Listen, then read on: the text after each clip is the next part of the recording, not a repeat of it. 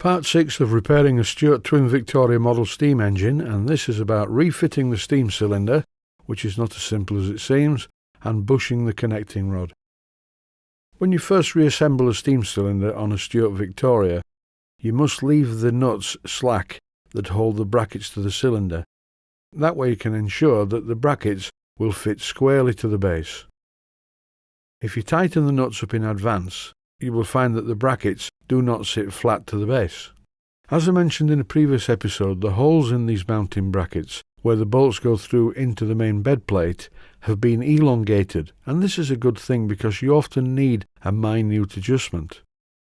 Obviously the holes don't need to be too big, and it's a good idea to make the holes slightly bigger all the way around so you can move the cylinder position relative to the centre line. Once the crosshead is in place, I may have to adjust this, but for the moment I'm just tightening up these bolts that hold the whole thing down to the bed plate.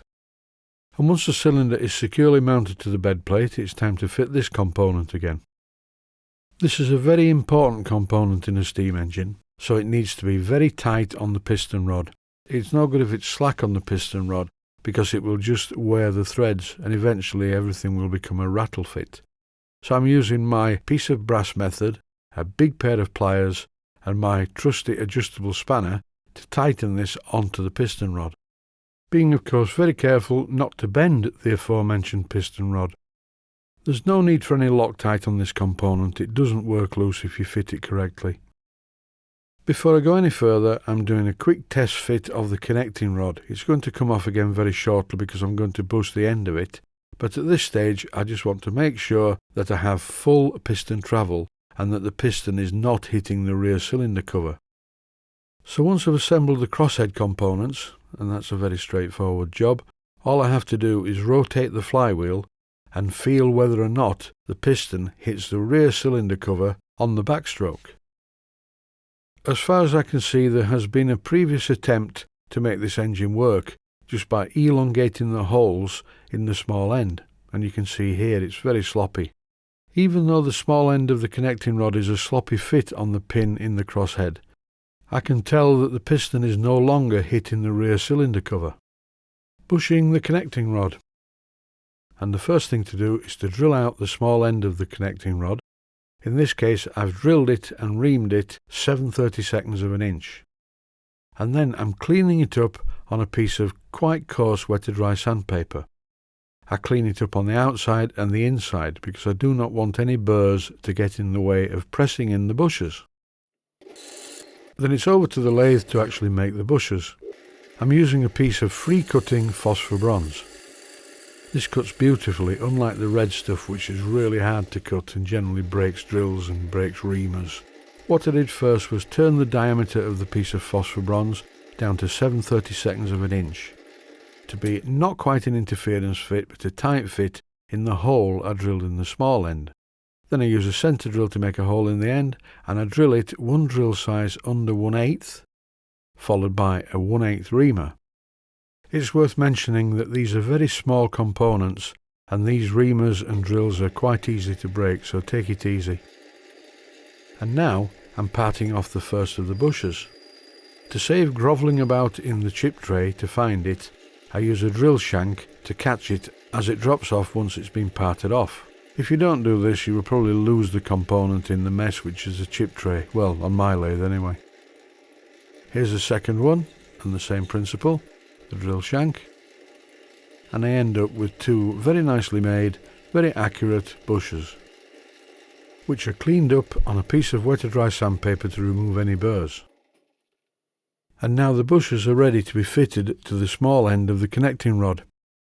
Whether you press them in with the vise, a hydraulic press or a hammer, you must put something between the forked end of the connecting rod, otherwise it will become very distorted in the process. I'm using Loctite 638 to hold them in place. Even though this looks a bit brutal, it's not, because I'm being very careful with the hammer, and it's well supported on this piece of brass hexagon. With the first bush in place, I turn it over and repeat the process for the other side. I might be using a bit too much Loctite 638, but it's going to be cleaned off anyway.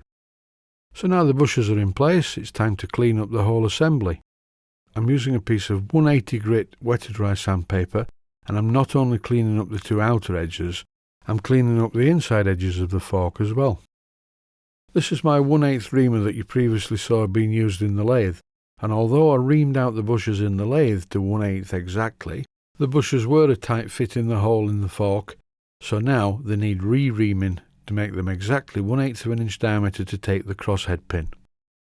If you're doing a job like this, be very careful because an 1/8 of an inch reamer is very small and it will break, and if it breaks then you have pain and problems and you have to do it again. Try not to force a reamer. You have to hold it as square as possible and let it do its own cutting at its own speed.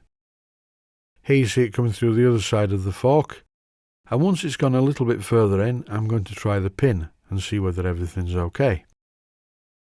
I'm not using any cutting lubricant, it's not really required on a thing this size, and also phosphor bronze is a very slippery, easy to cut metal.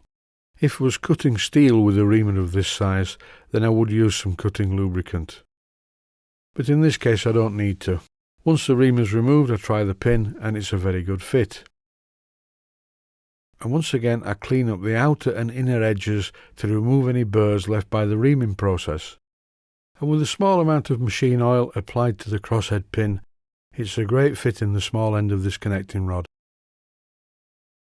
So without further ado, I will fit the connecting rod to the engine. Again, lubrication first, then the pin, and once again, to prevent marking the metal, I'm using my piece of boiler banding to hold the pin in place while I tighten the nut. If you just use the pliers, it's going to mark the pin, and that looks unsightly because it's in a very visible part of the engine. Moving swiftly along, it's time to fit the crosshead with my new pin and my new bushed small end. And now there's no play whatsoever in the crosshead bearing. The whole thing's floating about a little bit because the cylinder's not fully tightened down to the bed plate. More about that in the next episode. Thanks for watching and I hope you found it useful.